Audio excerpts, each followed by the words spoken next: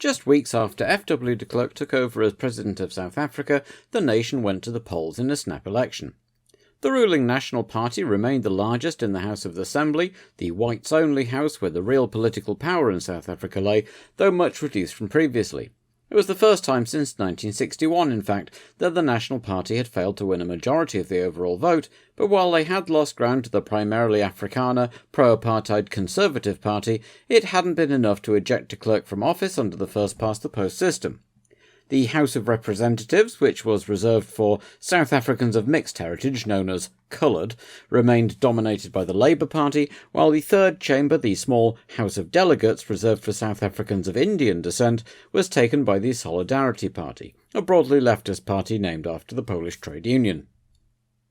On the same day, the Netherlands also held its own general election, a close-run affair between the conservative Christian Democratic Appeal, under the incumbent PM Ruud Lubbers, and the PVDA, the Labour Party under Wim Kok.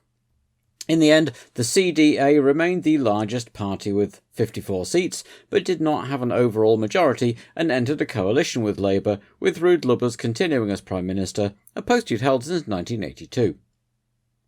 Former US President Jimmy Carter hosted a meeting in his home state of Georgia between representatives of the government of Ethiopia and the breakaway Eritrean People's Liberation Front, which had been waging a bitter independence war since 1961.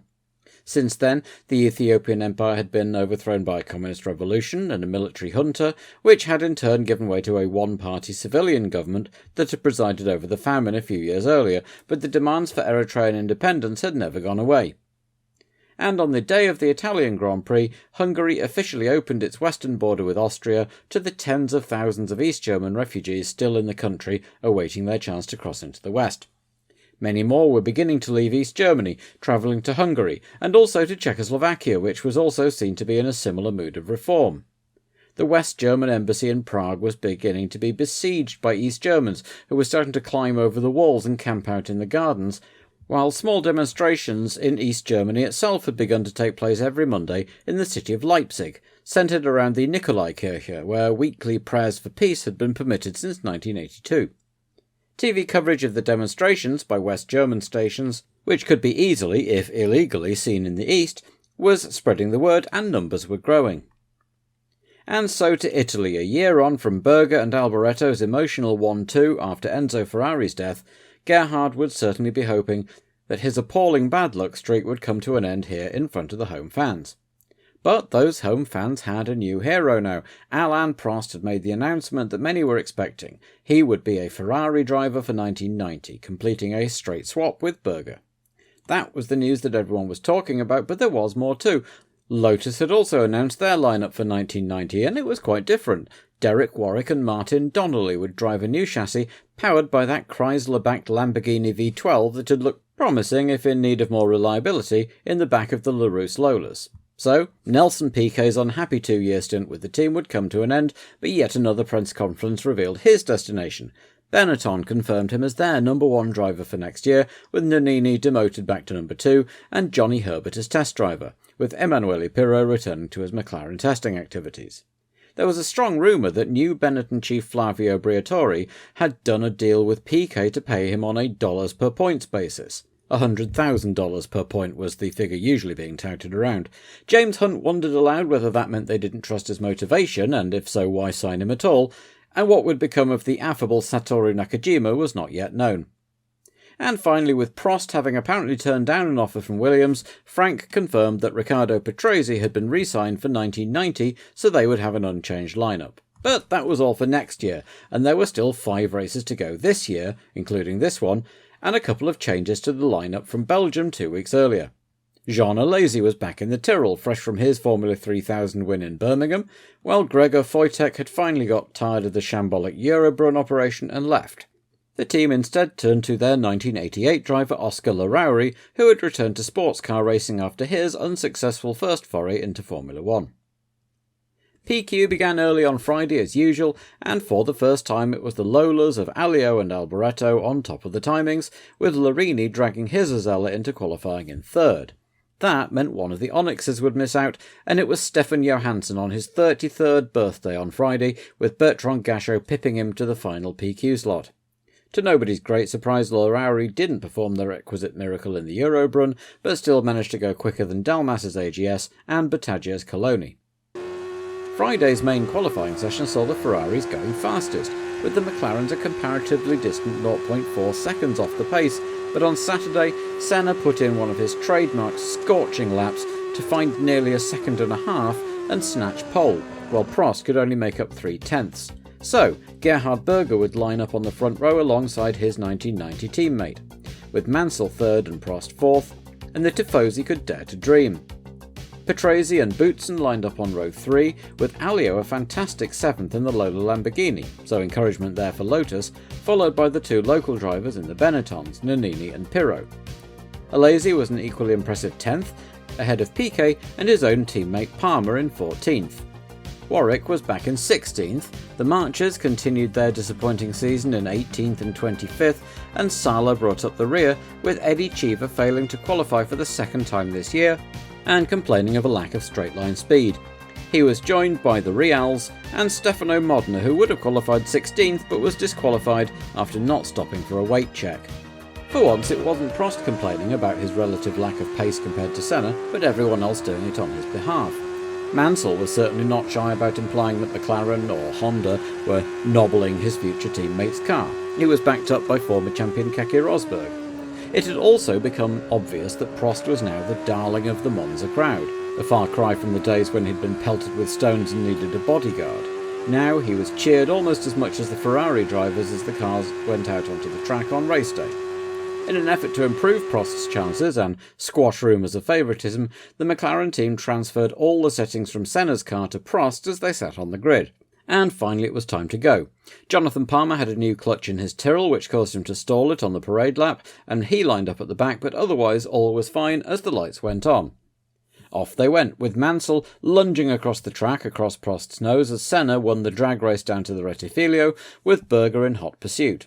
Behind the top four, who all retained their places, Nannini had got ahead of Boutsen and Alio up into 6th, while both Guiar and Gugelmin bumped across the curbs to avoid contact as the tail ender squeezed through.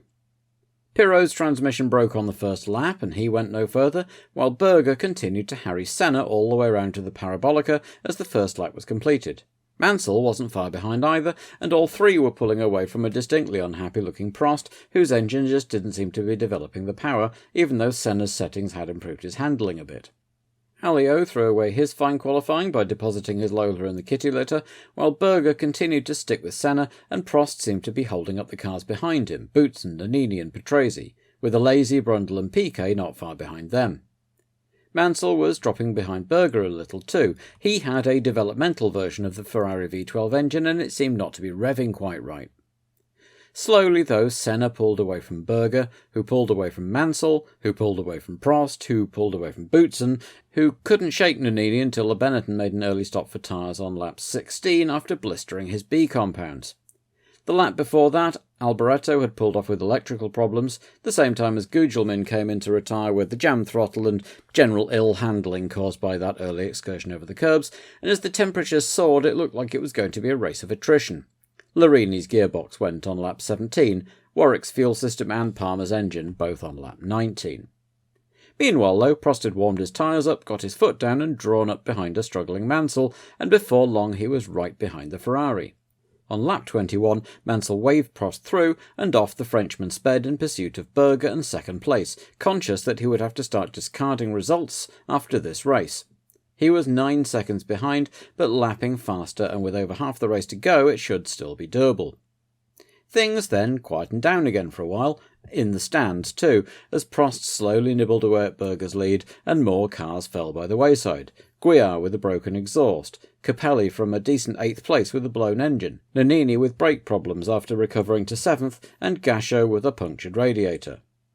Mansell was by now trying to keep Boutsen behind him, while Prost had caught Berger as the race entered its last 15 laps. The fans in the stands were looking rather glum as Senna lapped away in the lead, well over 20 seconds ahead of Berger, but now they woke up as Prost started looking for a way past the Austrian. A week ago and they'd have been willing Gerhard to hold the place, but now he was yesterday's news, the traitor, the man who was leaving their beloved Ferrari to go to the hated McLarens, and the man behind was their new hero. And so on lap 41 the world was treated to the unusual, if not unprecedented, sight of the tifosi cheering Alain Prost in a McLaren, overtaking a Ferrari to make it a McLaren 1-2. Prost was 23 seconds behind Senna, who was lapping quicker, so it looked like it was all over bar the shouting up front, as Boutsen finally bullied his way past Mansell and stuck it out as Nigel fought back, only to suddenly slow, and but for some amazing reactions he'd have collected Patrese in the rear. He got moving again, but his gearbox was shot, and he rolled back towards the pits, giving the crowd a wave as he went. He didn't make it all the way round, and walked back to a huge cheer. 3 laps later... And look at Senna! The crowd is going to go mad when they see this, and Senna goes off and out of the Italian Grand Prix, and you can see how overjoyed the Italians are. Senna's engine had let go and deposited oil all over his rear tyres, and off he went. Prost and Berger blasted past, still just 4 seconds apart with 8 laps to go, and suddenly the tifosi were interested again, because either their new hero Prost or their beloved Ferrari was going to win. Berger, who had yet to finish a race so far, must have been torn between putting the hammer down and going for the win, and just nursing the car home and getting those 6 points. It was Prost who came home to take the win, restoring his championship lead to 20, with Gerhard Berger a very relieved second place. Boutsen third, with Patrese a rather distant fourth and the last man on the lead lap. A decent if not spectacular showing for the FW12B, with the new FW13 Williams finally due to be ready in Estoril. Alesi took 5th, his second points finish in his first 5 F1 races, with Martin Brundle driving a steady race to take the troubled Brabham's team's first points since Monaco. The Minardis were an encouraging 7th and 8th on home soil, with Arnoux the last man running at the end, both Delaras having blown engines within a couple of laps of each other, but Caffey having done just enough to be classified. So McLaren thus sealed the Constructors' Championship, which had never really looked in doubt, and Ron Dennis joined Prost, Berger and Boutsen on the podium to receive the trophy, with the Ferrari faithful as usual packing in to greet their outgoing and incoming heroes. The fans chanted "Coppa, Coppa" at Prost, who generously leaned over the balcony and dropped the trophy to them, where it was promptly torn apart to become a series of holy relics in sports bars across Italy. But, and not caught by the cameras as far as I can see, Ron Dennis was furious. Face like thunder, he threw the Constructors' Trophy at Prost's feet and stormed off. The McLaren boss had always made a point of keeping his drivers' winning trophies in the cabinet at Woking rather than letting them keep them themselves, and he clearly felt this had been a deliberate slight by Prost, who in his turn professed himself rather bemused by the reaction and said he'd just been carried away by the moment. So, 4 races to go and time to get your calculators out. Prost was 20 points ahead but had now scored 11 times. He had a 5th place finish from Monaco and a 4th from Hungary, but after that he'd be discarding second places. That meant if Prost won the last 4 races, he would gain just 19 points. Senna, meanwhile, had only finished 6 times, 5 wins and a second place, meaning he would earn maximum points. 36 were on offer for him. It was still far too early to call a winner, but it was now looking a distinct possibility that that best 11 rule would deny Prost the title once again.